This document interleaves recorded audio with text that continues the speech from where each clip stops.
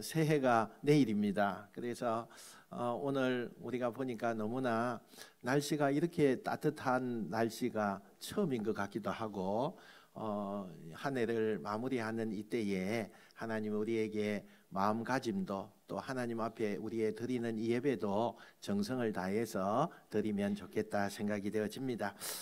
이제 계속적으로 우리가 마태복음 강의를 하고 있는데요, 오늘 마태복음 14장에 있는 이 말씀으로 우리가 잠시 은혜를 나누고자 합니다.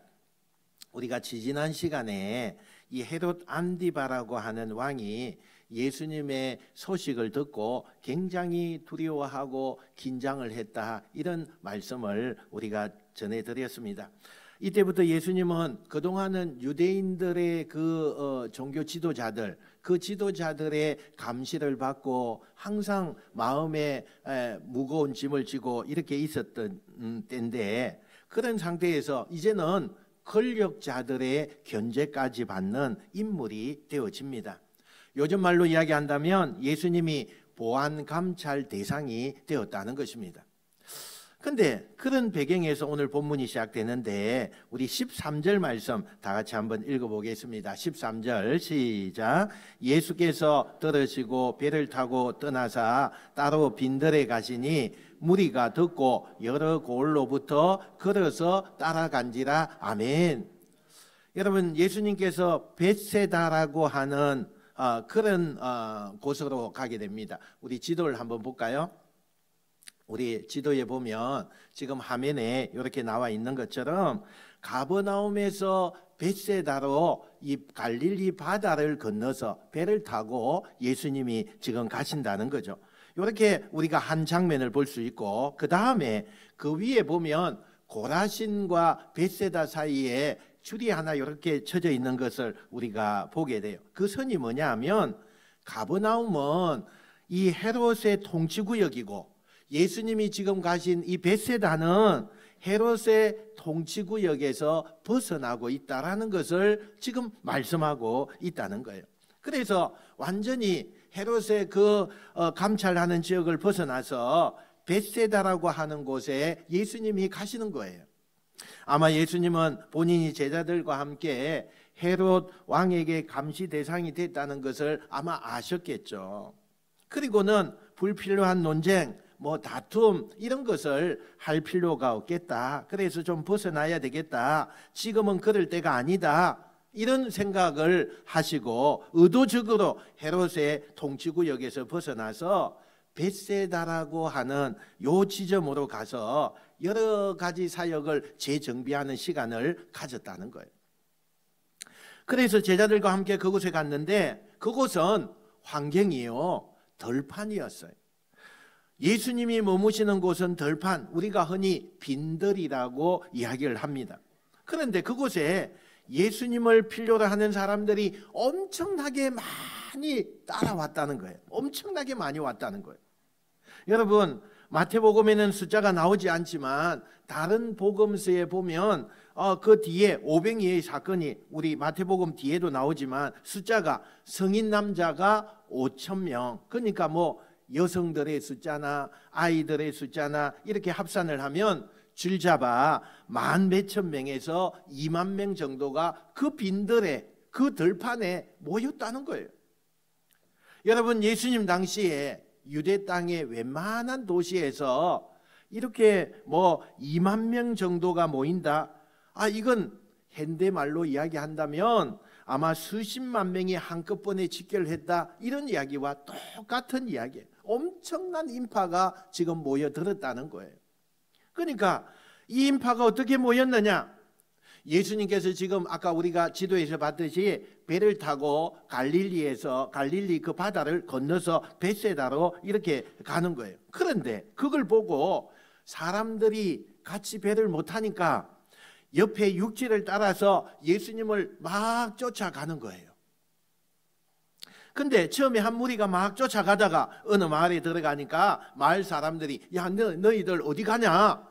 그러니까 저 예수님, 저 배 타고 가는 예수님을 따라가. 그러니까 마을 사람들이 합류하고 그 다음 마을로 또 지나가다 보니까 또 무리가 늘어나고, 그래가지고 삽시간에 굉장히 많은 무리가 벳세다까지 쫓아갔다는 거예요. 저는 이 본문을 우리가 묵상하면서 이런 생각이 들었어요. 때로 우리의 삶의 어떤 상황이나 환경, 장소, 여건, 이게 굉장히 중요하다고 우리가 생각해요.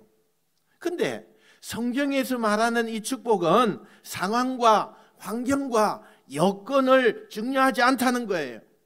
예수님이 지금 계시는 곳은 빈들이에요. 사람들이 모일 수 있는 곳이 아니에요. 그렇지만 그곳에 예수님이 계시니까 최악의 빈들, 들판의 상황에서도 사람들이 부흥이 일어나는 놀라운 역사가 일어나기 시작했다는 거예요. 여러분, 세상이 참 힘든 세상을 살고 있지만, 또 여러분의 자녀들이 살아가기에 너무나 힘들고 어려운 환경이 우리 앞에 지금 서 있지만, 주님이 여러분 인생 가운데 함께 하시면 그곳이 어디인들 여러분의 인생의 가장 행복한 시간을 도래할 줄로 믿습니다. 그래서 우리는요, 내가 어디에 사느냐, 어떤 환경에 있느냐, 이것이 나의 행복과 불행을 판가름하는 것이 아니라 정말 예수님이 지금 나와 함께 계시느냐, 이것이 중요한 가치로 되어진다는 사실을 믿으시길 축원합니다. 여러분, 이렇게 많은 무리들이 따라오니까 제자들의 반응이 어떠했을까요? 아니 지금 예수님이 좀 공적인 사역을 내려놓고 사적으로 좀 쉬고 싶어서 그렇게 좀 조용한 곳을 찾아서 지금 가시고 계신데, 뭔가 사역을 좀 이제는 정리를 좀 하고 일부러 모든 것을 좀 내려놓고 그곳에서 충전도 할 겸 또 여러 가지 생각도 할 겸 이렇게 지금 사적으로 가게 되는데, 따라오는 그 군중들 통해서 굉장히 제자들도 불편한 거예요.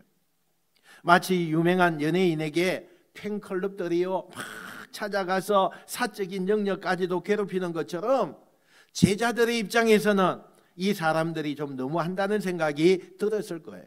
그래서 그들은 찾아오는 군중들에게 굉장히 불쾌한 반응을 보입니다. 짜증도 냈을 거예요. 어찌 보면 당연한 거죠. 자신을 지키고 또 이 제자들이니까 예수님을 지킨다는 것이 의무다라고 생각을 했기 때문에 능히 예수님의 사적인 영역까지 침범하는 그들은 불편한 시선으로 바라봤겠죠. 그런데 예수님의 태도는 어떠했느냐? 달랐어요. 찾아오는 군중들을 불편하게 보는 제자들과는 달리 예수님께서는 어떻게 그 군중들을 바라보느냐? 14절 말씀 우리 한번 같이 읽어보겠습니다. 14절입니다. 자, 시작. 예수께서 나오사 큰 무리를 보시고 불쌍히 여기사 그 중에 있는 병자를 고쳐 주시니라. 아멘. 여러분, 저는 이 말씀이 참 위로가 되는 말씀이에요. 여러분, 상식적으로는 귀찮아하실 만한 상황이에요. 다수가 원하지 않는, 만나고 싶지 않는 조건이었는데도 예수님만큼은 피하지 않고 그 무리들을 환영해 주는 모습을 우리가 보게 돼요. 그럼 예수님이 사적인 영역까지 침범하는 이 무리들을 받아주신 이유가 도대체 뭘까? 왜 그들을 예수님은 제자들과 다르게 받아주신 걸까? 예수님이 가만히 생각을 해보니까 향후에 예수님이 십자가를 지시고 여러 가지 재판을 받고 고난을 받는 이런 과정을 통해서 전략적으로 이 군중의 힘이 필요하니까 그래서 받은 걸까? 아니면 당신의 인기나 뭔가 정치적인 야망 이런 목적이 있기 때문에 내가 이 사람들 만나고 이 사람들 내가 붙들어야 된다고 생각한 걸까? 전혀 아니에요. 그런 뜻은 전혀 없는 거예요. 그 이유를 성경에서 뭐라고 말하느냐? 그들이 불쌍해서 만나줬다는 거예요. 긍휼히 여기셔서. 여러분, 우리에게 가장 큰 은혜는요, 내가 뭐를 잘해서 우리가 축복을 받는 게 아니에요. 그리스도인들이 짓는 최고의 여러분 위장된 죄가 뭔지 알아요? 겸손을 가장한 교만이에요. 예를 들어서 내가 기도 응답을 받았거나 어떤 사업에 무슨 대박이 났거나 내가 여러 가지 원하는 만큼 세상에서 얻는 축복을 받았어요. 근데 겉으로는 하나님이 하셨습니다 말하면서 속으로는 난 하나님 앞에 그동안 할 만큼 다 해서 누구보다도 내가 열심히 봉사하고 난 누구보다도 하나님 앞에 내세울 게 많아. 하나님을 예배하고 하나님을 높이면서 나는 최선을 다했기 때문에 당연히 나는 이런 복을 받을 자격이 있어. 혹시 여러분 내가 하나님 앞에 누리고 있는 은총을 나는 이 은총 받을 만한 내가 자격을 가지고 있기 때문에 그렇게 생각을 한다면 여러분 가장 겸손으로 포장한 제일 큰 죄를 지금 범하고 있는 거예요. 우리 모두에게 가장 큰 은혜는요, 내가 잘해서 이만큼 했다라는 것이 하나도 없어요. 하나님이 나를 불쌍히 여긴 거예요. 하나님이 나를 긍휼히 여긴 거예요. 내가 목사가 된 것도 하나님이 나를 불쌍히 여겨 주시는 거예요. 그래서 내가 되는 거지 내가 뭘 잘했기 때문에 하나님이 나에게 주시는 거 아니에요. 성경은 아주 정확하게 다른 이유가 아니에요. 그냥 하나님이 불쌍히 여기셨다 이렇게 말씀을 하고 있습니다. 그래서 예수님이 원망하고 짜증내지 않고 그들을 받아주시는 거죠. 예수님은 오히려 짜증내는 그 제자들 다독거리면서 그러지 말아라, 그러지 말라. 그리고는 그 무리들에게 말씀도 전해주시고 환자들을 고쳐주시기도 하시는 거예요. 예수님이 이럴 수 있는 이유는 딱 하나예요. 예수님은 그 무리를 직접 본 게 아니에요. 예수님이 볼 수 있는 것은 하나님의 마음이었어요. 하나님이 저들 어떤 마음을 가지고 바라보고 있는가 그거였어요. 주로 그들이 나온 사람들은 병자들, 가난한 사람들, 가족 중에 버림받은 사람들, 그리고 가족 중에 누가 아프거나 절박해서 반드시 도움이 필요한 사람들. 그래서 그들은 뭐 그 먼 길을 빈들까지 예수님을 찾아온 사람들이에요.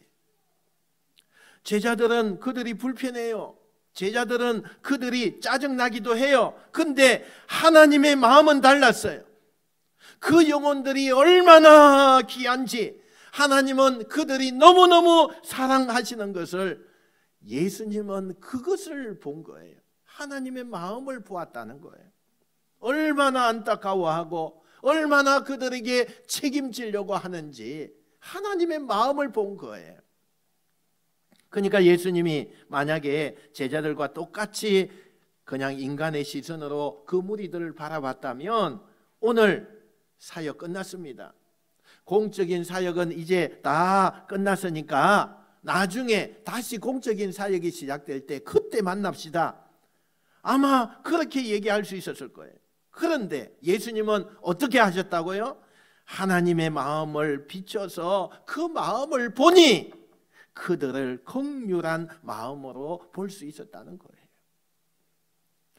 그렇게 정말 한 사람 한 사람, 때로는 그 무리들이 예수님께서 진정으로 되어주시다 보니까 시간이 흘러서 어느덧 저녁이 되는 시간이 되었어요. 이제는 해가 져서 저녁을 먹을 시간이 된 거예요. 이때 제자들이 예수님께 정확한 타이밍에 합리적인 건의를 해요. 선생님, 이제 곧 해가 떨어지는데 이제는 사역을 마무리하고 또 말씀을 전하는 것을 마무리하고 저들을 이제 돌려보냅시다. 이 빈들에 이 들판에서 우리가 아무것도 구할 수가 없습니다. 그러니 지금 빨리 마무리하시고 이제는 돌려보내는 게 가장 좋을 것 같습니다. 여러분, 인간이 내놓을 수 있는 가장 이상적인 답안 아니에요? 저는 이 제자들이요, 이 말씀을 함으로 가장 훌륭한 참모라고 생각을 해요. 예수님께 가장 아주 모범적인 담화를 내어놓은 거죠. 지금 더 시간이 지나면 어두워지면 큰일 납니다. 무슨 사고가, 이 많은 사람들이 가면서 어떤 사고가 날지, 또 밤이 캄캄하니까 어떻게 될지 우리가 그걸 모르고 우리가 어떤 책임을 져야 되니 지금쯤 날씨가 좀 밝고 햇빛이 아직 넘어가지 아니했을 때쯤 우리가 마무리하고 가장 좋은 타이밍에 돌려보냅시다. 가장 이상적인 건의에 대해서 예수님께서 어떤 반응을 지금 보이실까요? 딱 잘라서 아니다, 너희들이 먹을 것을 주어라, 이렇게 말해요. 이 예수님의 짧은 한 문장 속에 제자들이 그게 무슨 의미인지 알아차린 거예요. 이건 제자들에게 너희들이 해결해봐 라고 책임을 맡겨주는 의도가 아니라는 거예요. 예수님의 마음이 어떤 마음을 가지고 있는가, 그걸 보여주는 거예요. 어떤 마음이냐 하면, 나를 믿고 여기까지 따라온 이 사람들 아니냐, 그러니 내가 책임져야 되지 않겠냐, 그 말이거든요. 그런데 말은 맞아요. 말은 맞는데 제자들의 입장에서는 너무나 무책임하고 막막한 말씀이거든요. 왜냐하면 사실은 그 행편에서 제자들도 지금 저녁이 되니까 먹을 것을 구해와야 돼요. 근데 먹을 걸 구할 수가 있는 곳이 아니에요. 또 여러분 한번 보세요. 성인 남자만 5,000명이 넘는 엄청나게 많은 그런 사람들이 있는 이곳에 먹을 것을 제공한다, 어느 누가 이 많은 사람을 먹을 것을 제공할 수가 있겠어요? 도저히 불가능한 얘기예요. 이미 답은 정해져 있는 거예요. 안 돼요. 아무리 좋은 의도를 가지고 아무리 예수님께서 말씀을 하셔도 이건 안 되는 건 안 되는 거예요.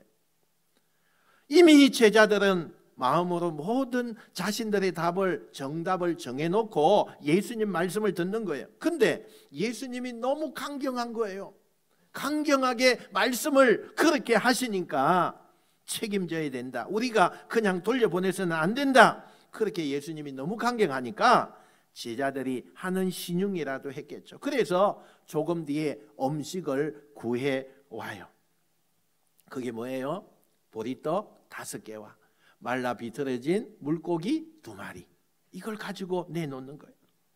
제자들이 한숨을 쉬면서 예수님께 가지고 온 그 음식은 어쩌면 지금 이 상황이 얼마나 안 된다는 것을 보여주는 그런 음식이기도 해요.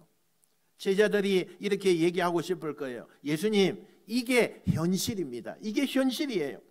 예수님께서 책임지려고 하는 그 마음은 참 좋지만 우리의 상황, 우리의 여건, 환경, 이 현실은 지금 이거밖에 되지 않습니다.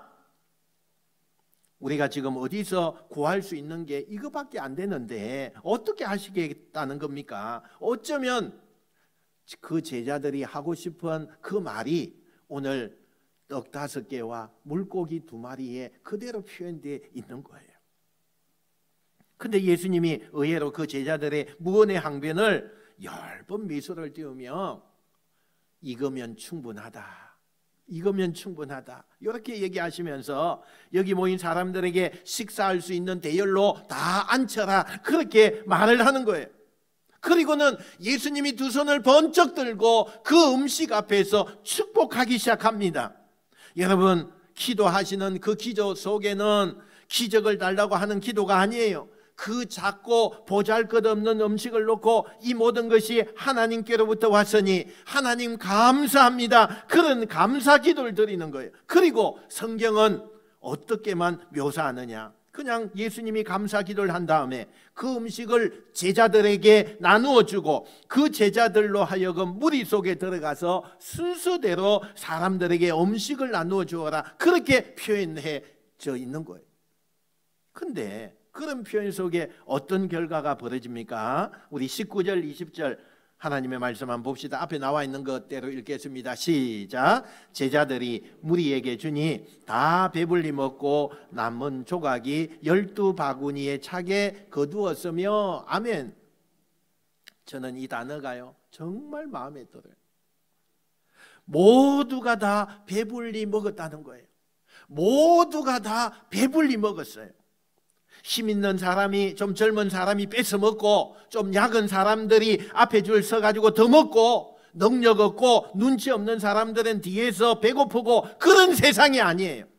모두가 배불리 먹는 세상, 그리고 실컷 먹어서 더 이상 먹을 수 없어서 남겨놓은 음식을 모아봤더니 12강줄이나 되었다는 거예요. 여러분, 믿기지 않을 것 같은 이 사실이 얼마나 성경의 리얼하고 역사적인 성경의 증언인지 네 복음서에 다 이 사건이 기록되어 있어요. 이게 얼마나 예수님 당시에 중요한 사역의 포인트였는지, 얼마나 이 당시에 중요한 이야기였는지 성경은 네 복음서마다 마태, 마가, 누가, 요한 모든 복음서에 이 말씀을 기록해 놓았어요. 여러분, 오늘 본문을 보면서 뭔가 2% 아쉬운 게 하나 있지 않아요? 저는 이 사건을 보면서 늘 아쉬운 게 하나 있어요. 이 본문을 보면서 이 적은 빵과 생선이 언제, 어떻게, 어떤 과정을 통해서 늘어났을까? 그 엄청난 무리들이 먹고도 남을 만큼 이 과정이 기적으로 변하는 이 장면이 언제였을까? 여러분도 궁금하지 않았어요? 저는 너무 궁금했어요. 근데 오늘 성경에 보면 아무리 자세히 봐도 그 과정이 설명이 안 돼 있어요. 그냥 시작과 결과만 얘기해요. 예수님께서 기도하고 나누어 주셨다. 그 결과가 어떻게 됐다고요? 모두가 다 배불리 먹고도 12강줄이가 남았다. 이렇게만 되어져 있어요. 마태복음에만 그런 게 아니라 세 복음서 다 동일하게 그렇게 말씀하고 있어요. 우린 이게 좀 아쉬워요.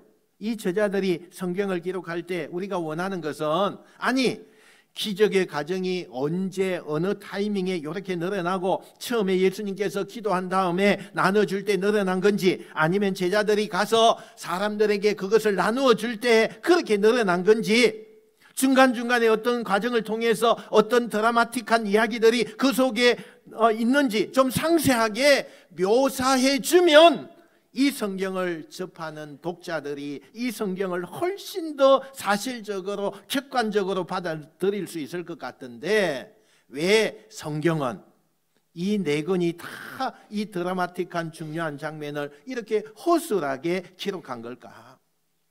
저 목사의 입장이지만요, 이게 좀 안타까워요. 좀 안타까운 거예요. 여러분은 어떻게 짐작하세요? 어떤 때에 기적이 나타난 것 같아요? 예수님이 축사하시고 기도하신 다음에 그것이 많아졌을까요? 아니면 제자들이 가서 나누어 주면서 그게 많아졌을까요? 어떤 게 여러분은 어떤 상상이 드세요? 아마 여러분도 이 성경을 믿는데 믿지 않는 사람들에게 설명을 해주고 싶은데 있는 그대로 설명을 하면 좋을 텐데 뭔가 여러분이 상상을 해야 돼요. 뭔가 설명을 더 해야 되고 공부를 좀 더 해야 되는 거예요. 그런 아쉬움이요, 우리 독자들에게 남아있는 거예요. 왜 그랬을까요? 왜 성경은 이렇게 우리에게 좀 궁금증을 유발시켰을까요? 이게요, 성경의 신비함이에요. 이게 성경의 신비함이에요. 하나님이 이 성경을 기록할 때 이 저자들로 하여금 중요한 메시지를 이 안에 넣어놓은 거예요. 과정을 설명하지 않는 것은 하나님의 의도가 그곳에 담겨 있다는 거예요. 그게 뭘까요? 우리 한번 따라 봅시다. 기적을 주목하지 말아라. 한 번 더 하겠습니다. 기적을 주목하지 말아라. 여러분, 우리의 관심은 뭐예요? 기적의 이야기를 듣고 싶어 하죠. 그런 기적의 과정이 우리에게 너무나 궁금해요. 그리고 그런 능력이 나타내는 사람들 찾아다닙니다. 왜요? 그런 능력자가 있으면 우리에게 유익하거든요. 그런 능력자만 내 옆에 있으면 내가 세상에서 잘 먹고 잘 살 수 있거든요. 그게 유익이거든요. 온통 그런 능력자를 우리가 바라보고 있는 거예요. 그런데 오늘 성경이 우리에게 정작 중요하게 던지려고 하는 주제는 뭐냐? 그런 기적이 중요한 게 아니라는 거예요. 5,000명이나 넘는 많은 사람들이 보리떡 5개와 물고기 2마리로 다 먹고도 남겼더라. 이 기적이 중요한 게 아니라는 거예요. 그 기적을 만든 그 마음을 보라는 거예요. 그래서 성경은 의도적으로 그 과정을 설명하고 그 과정을 디테일하게 우리에게 잘 그렇게 표장하면 정작 기적을 일으킨 예수님의 마음은 온데간데 없는 거예요. 과정은 생략하고 그런 기적이 일으킨 예수님의 마음이 어떤가 거기에 주목하라고 일부러 그 과정 자체를 많이 생략하고 있다는 거예요.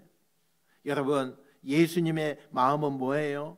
찾아온 그 무리들을 긍휼히 여기는 마음이에요. 긍휼히 여겨요.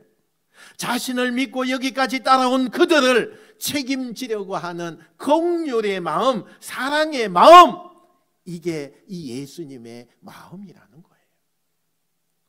이 마음이 어찌 보면 더 중요한 건데, 여러분, 이 마음은 안 보이고 그냥 예수님이 일으킨 기적의 이야기, 기적의 과정, 어떤 사람들이 놀라워하는 사건, 이것에 주목하다 보면 그 본질적인 예수님의 마음을 놓칠 수가 있기 때문에 중요한 그 마음을 알려면 오히려 앞에 얘기가 생략이 돼야 한다는 거예요. 오늘 저는 이 본문을 묵상하면서 우리 모두가 정말 한번 이 말씀 앞에 조용히, 우린 너무 기적의 과정을 원하는 사람이 아닌가, 예수님의 마음이 어떤가에 대해서는 보려고 하지 않고 그 예수님 마음이 아닌 그 앞에 펼쳐지는 날마다의 이야기, 서술되는 과정에 대해서만 너무 주목하다 보니 예수님의 마음과 의도와는 상관없이 그저 그런 신앙의 잘못된 길을 걷고 있는 내 자신이 아닌가. 여러분, 지금 무엇을 주목하고 계십니까? 여러분은 무엇에 주목하고 무엇에 집중하고 계십니까? 내가 사는 인생이 너무 힘들기 때문에 나에게 이런 삶의 고난과 이런 훈련을 주시는 하나님의 마음은 상관없고, 나 필요 없다, 누가 줘도 좋으니 나 이 고통에서만 건져주면, 사탄이 하든 악한 영이 하든 나만 편안하게 해주면 나는 그 과정과 결과만 있으면 좋아. 이렇게 여러분, 우리의 신앙이 변질되고 있지는 않습니까? 내가 너무 답답한 현실 앞에서 세상을 뒤집어 놓을 능력만을 구하는 그런 사람이 내 모습이 아닙니까? 그래서 내 기도가 하나님 마음을 알게 해주세요, 예수님의 마음을 보게 해주세요, 그게 아니라 그 마음 따위는 온데간데 상관없고 내가 원하는 것을 당장 내 손에 쥘 수만 있다면 주님의 본질적인 마음은 상관없습니다라고 말하는 그 신앙이 아닌 하나님의 가치를 변질시키는 그런 기도 생활을 나는 하고 있지 않습니까? 나를 긍휼히 여기시는 하나님, 내가 어떤 행편과 어떤 처지의 사람들에게 어떤 손가락질을 받고 외면을 당해도 끝까지 나를 책임지시려고 하는 그 예수님의 마음, 여러분, 이 마음을 안다면, 이 마음을 내가 볼 수 있다면, 내가 사람들에게 외면을 당하고 세상에서 내가 실패하고 내가 원하는 것을 이루고 열매 맺지 못할지라도 예수님을 향한 내 이 마음을 내가 볼 수 있다면, 이걸 확인할 수 있다면 어떤 고난도, 어떤 아픔도, 어떤 시련도 우리가 이길 수 있지 않냐는 거예요. 우리의 본질은요, 이 마음을 못 본다는 거예요. 그 예수님의 마음을 못 봐요. 여러분, 오늘 본문을 묵상하면서 그 많은 사람들이 다 배불리 먹고 어떻게 그런 기적이 놀랍게 일어났지, 이것에 놀라워하는 사람이 아니라 이 기적을 베푸시고 이 기적을 위해서 애쓰시는 그 주님의 마음을 여러분 바라보시는 여러분 되시길 축원합니다. 예수님의 능력에 놀라워하는 게 아니라 깊이 숨겨져 있는 마음에 그 사랑에 감격하고 놀라워하는 그리스도인, 그때 저와 여러분의 영이 살아나고 세상을 이기는 십자가 군병이 될 줄로 믿습니다. 그런데 성경은요, 요 사건이 있은 다음에 참 재미있어요. 그런 예수님의 막 치열한 자신과의 싸움과 사역의 본질을 놓고 기도하는 그 순간에 또 다른 장면 하나를 성경이 보여줘요. 그게 뭐냐? 바다를 건너고 있는 제자들의 모습이에요. 예수님은 기도하고 있는데 제자들은 지금 바다를 건너고 있는데 어떤 상황이냐? 여러분, 일전에 제가 소개를 한번 해드렸습니다. 이 갈릴리 호수에는요, 저녁에는 반드시 배를 타고 가면 안 된다는 그런 법칙이 있어요. 왜냐하면 이 산골짜기에서 불어오는 차가운 바람과 호수의 바다에서 올라오는 따뜻한 바람이 만나면 밤이 되면 예상치 못한 돌풍을 자주 만나게 돼요. 그래서 이 갈릴리 주변에 사는 어부들은 이런 걸 다 알고 있어요. 일전에 예수님과 함께 갈릴리 호수 바다를 건너다가 엄청나게 고생한 이야기 우리가 들려드렸잖아요. 그런데 지금 이 제자들이 그걸 알면서 이 밤에 지금 배를 타고 가는 거예요. 왜 갈릴리 바다를 지금 건너서 이 배를 타고 제자들이 갈까요? 예수님이 워낙 강경하시잖아요. 빨리 건너라, 빨리 건너라. 이 강경한 말씀 때문에요, 그들이 위험을 감수하고 제자들이 건너는 거예요. 그런데 무슨 일이 일어나고 있다고요? 그 한가운데서 갑자기 돌풍에 사투를 벌이게 됩니다. 시간을 계산하면 저녁에 그들이 예수님이 떠나라고 해서 떠났던 시간하고 새벽에 예수님이 그들을 찾아오시는 시간까지 계산을 하면 한 8시간에서 9시간 그 정도, 그들이 오도 가도 못하고 그 태풍 앞에서 완전히 사경을 헤맬 만큼 있는 힘을 다해서 사투를 벌이는 거예요. 완전히 지칩니다. 완전히 넉다운 되는 거예요. 그리고 더 이상은 버틸 수 없다고 생각할 만큼 극적인 상황까지 이 제자들이 오게 되지요. 이때 기도하시면서 그것을 영적으로 보고 계신 예수님이 다급함 때문이었는지 오늘 성경은 어떻게 표현하느냐, 27절에 보니까 예수님께서 물 위를 그냥 걸어서 지금 위험에 빠져 있는 사경을 헤매는 이 제자들에게 오셨다 말씀해요. 물 위를 걸어서, 그리고는 예수님이 한마디 하시죠. 얘들아, 안심하라. 나다. 두려워하지 말라. 여러분, 성경을 볼 때 성경이 이것을 의도하는 메시지가 있어요. 그게 뭐냐? 유독 예수님의 신성을 강조하는 메시지가 이거라는 거예요. 예수님이 이 땅에 인간의 몸을 입고 오셨지만, 의도적으로 예수님이 인간의 몸을 입고 오셨지만 본질은 신적인 존재다라는 것을 오늘 강조하고 있는 장면이기도 해요. 이건 인간이 흉내낼 수 없는 그 장면 중에 하나잖아요. 물리를 걷는다. 증력의 사람이 물리를 걸을 수 있습니까? 없어요. 이것은 인간의 영역에서는 도저히 일어날 수 없는 일이에요. 신에게만 가능한 거죠. 그래서 예수님이 이 짧은 구절을 통해서 예수님이 인간이 아니라 본질적으로 신성을 가지신 분이라는 것을 성경이 강조하고 있어요. 그런 의도를 가지고 성경은 이 장면을 소개하는 거예요. 여러분, 사투를 벌이고 있는 이 제자들에게 예수님이 다가오셔서 안심하라, 나니 두려워하지 말라, 이게 얼마나 위로가 되고 얼마나 여러분 안심이 되는 말이에요. 죽음 직전에 사경을 헤매고 있는데 예수님이 오셔서 나다, 안심해라, 두려워하지 말라, 마음에 얼마나 위안이 있겠어요. 근데 제자들은 정작 이 말에 누구도 위로를 받지 않아요. 왜 그런 줄 아세요? 지금 자기들이 밤새도록 이 파도가 치고 사투를 벌이는 이 어두운 밤에서 그 무시무시한 상황에 너무 두려운 가운데 갇혀 있는 거예요. 그 상황에 너무 몰입되어 있는 거예요. 죽을지도 모르겠다라고 하는 그 두려움이요, 영적인 그 감각을 다 상실해 버린 거예요. 그래서 예수님이 정작 내 앞에 와서 나를 부르고 손을 내미는데도 불구하고 예수님을 몰라봐요. 안타까운 장면이 지금 연출되고 있는 거예요. 우리가요 똑같아요.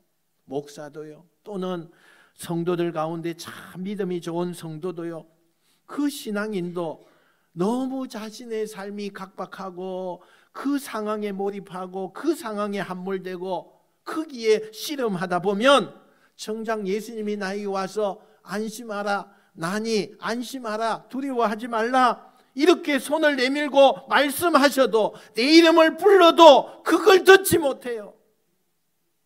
그걸 보지 못해요. 그게 우리들의 모습이라는 거예요. 그런데 아무도 예수님을 알아보지 못하는 이 상황에서 침묵을 깨는 한 소리가 들립니다. 주님 맞으십니까? 그러면 저도 물리를 걸어오라고 해주세요. 베드로의 고백이죠. 베드로의 고백이에요. 아무도 사경을 헤매고 있어서 예수님을 알아보지 못하는데 베드로가요, 그 상황 가운데서 예수님인 것을 알아차리고 믿음으로 예수님 앞에 고백하고 도전하고 있는 사람이라는 거예요.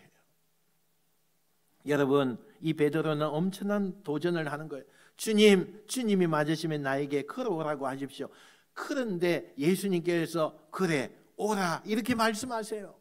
그래 오라. 사람이 할 수 없는 그것을 그래 오라 말씀하는 거예요. 베드로가 그 황홀한 분위기에 압도당해서 발을 물 위에 내딛습니다. 그리고 물 위를 걷습니다. 한 걸음 한 걸음 한 걸음 한 걸음 내딛을 때마다 세상에 너무 신기한 거예요. 너무 신기한 거예요. 너무 뿌듯한 거예요. 어떻게 이런 일이 일어날 수 있지? 내가 바다 위를 걷는 이런 일이 어떻게 일어날 수가 있지? 그리고 예수님을 바라보면서 너무 놀라서 자기가 지금 벌어진 이 상황 앞에서 믿을 수 없는 이 광경 앞에 베드로는 신비하게 이 물 위를 걷고 있는 거예요. 그런데 아직 파도가 치고 돌풍이 계속 부는데 어디선가 큰 파도 하나가 물 위를 걷는 베드로에게 확 덮치더니 머리부터 발끝까지 차가운 물이 베드로를 확 덮치고 가는 거예요. 그 순간 베드로가 현실을 보게 된 거예요. 현실. 큰 집채만한 파도가 와서 자기를 차가운 물로 확 덮는 그 순간에 그 물을 맞으면서 현실적으로 두려움이 오기 시작한 거예요. 베드로는 아마도 수영을 잘 할 수 있는 사람이에요. 바닷가에 살았잖아요. 그러나 너무 두렵고 당황하니까 수영도 안 됐을 거예요. 그래서 허우적거리고 살려달라고 하는 베드로에게 예수님이 다가가셔서 손을 내밀어 그를 건져주시고 배에 타는 순간 모든 바람과 파도가 잠잠해지면서 그 배가 호수를 건너가는 것으로 오늘 본문이 끝이 나요. 여러분, 저는 오늘 이 본문에서 가장 중요한 포인트 하나를 나누고 싶은데 그게 뭐냐 하면 물속에 허우적거리는 이 베드로를 건져주시면서 예수님이 하셨던 말씀이 있어요. 자, 우리 31절요. 앞에 나와 있는 대로 한번 읽어봅시다. 시작. 믿음이 작은 자여 왜 의심하였느냐. 여러분, 이 구절을 여러분 가장 많이 들었던 말은 뭘까요? 이 구절 속에 여러분이 설교도 듣고 어떤 말을 많이 들었을 거예요. 예수님이 베드로를 책망했다 이렇게 많이 들었을 거예요.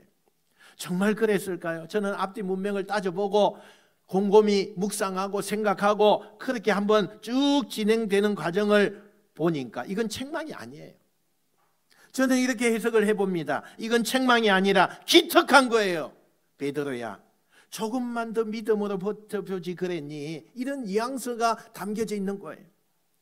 다른 사람들은 지금 상황에 묶여서 상황 그것을 보느라고 예수님을 못 보고 있는데 한 사람만큼만 상황을 보지 않고 예수님을 보고 예수님을 발견한 그 베드로가 기특한 거예요. 기특해요. 그래서 이건 혼나는 게 아니라 잘했다. 그런데 조금만 더 믿음으로 버텼으면 좋았을 텐데 다음에 혹시 이런 일이 있으면 그렇게 해봐라 라고 너무 대견해해서 그런 마음으로 하신 말이라고 생각이 들어요. 여러분, 이 사건이 있고 난 이후에 베드로는 굉장히 달라집니다. 적극적인 사람, 예수님에 대해서 또 제자들의 무리에서 이 사건 이후에 적극적으로 말하고 적극적으로 행동하고 그리고 예수님께 인정받는 수제자가 되는 거예요. 저는 이 본문을 마무리하면서 나나 여러분이나 우리가 잘 못하는 게 있어요. 그게 뭐냐? 너무 우리는 상황을 주목해 보는 거예요.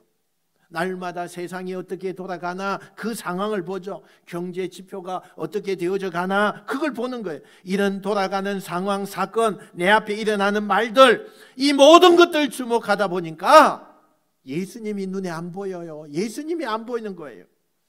파도와 싸우느라고 사람들의 그 비명소리에 갇히다 보니까 정작 예수님이 가장 존귀한 소리가 내 앞에 나를 불러도 들리지 않는 건 내가 예수님을 보지 않고 상황과 환경과 여건, 그 사건에 집착하기 때문이라는 거예요. 오늘 이 베드로 이야기를 통해서 성경은 우리에게 이 말씀을 안내하는 거예요. 상황보다 예수님을 주목해서 봐야 한다. 할렐루야. 상황보다 내 앞에 닥쳐 있는 어떤 사건, 너무나 조급하게 만드는 어떤 상황, 이것을 보는 것에 집중하는 것이 아니라 예수님을 주목해 봐야 한다. 할렐루야. 여러분 지금 뭘 주목하고 있습니까? 자식을 키우고 살아가면서 집장만 하고 먹고 사는 문제, 내가 누군가와 경쟁해서 이겨야 되는 문제, 이런 상황, 날마다 일어나는 사건들에 주목하느라고 정말 내 앞에서 걱정하지 말아라, 내가 내 옆에 있다, 내 이름을 부르며 안심하라고 말씀하는 그 복음의 본질을 듣지 못하는 우리들, 예수님이 없어서가 아니라 상황이 나를 가로막고 있기에 예수님을 보지도 듣지도 못하는 우리들, 예수님이 문제가 아니라 내가 문제인 거예요. 상황이 먼저예요. 상황에 갇혀 있으면 이제 우리가 뭘 해야 돼요? 이걸 뚫고 나가야 되는 거예요. 눈을 들어서 예수님을 보셔야 돼요. 예수님이 일으키는 그 수 없는 기적이 아닌 예수님이 우리를 향하여 마음을 어떻게 하고 계신지, 긍휼한 그 마음, 우리를 너무나 사랑하시는 그 마음을 보셔야 돼요. 보셔야 돼요.